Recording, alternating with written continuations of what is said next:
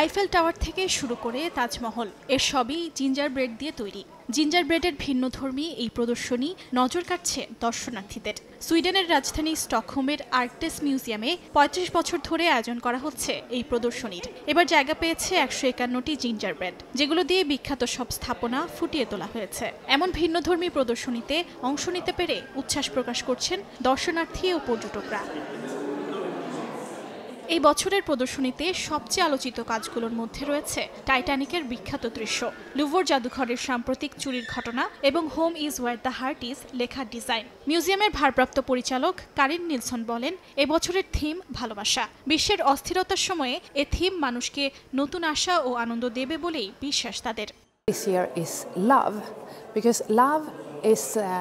এটি একটি প্রদর্শনী এবং একই সঙ্গে এক ধরনের প্রতিযোগিতাও। তাই সবাই চায় নিজেদের বানানো জিঞ্জার ব্রেড ঘরটি প্রদর্শনীতে তুলে ধরতে।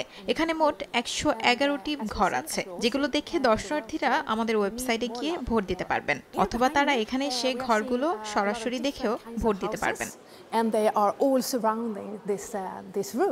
প্রদর্শনীটি চলবে আগামী জানুয়ারির মাঝামাঝি পর্যন্ত।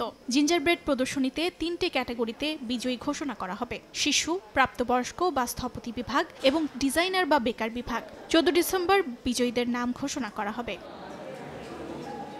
অর্জিতা শাহজিন, সময় সংবাদ।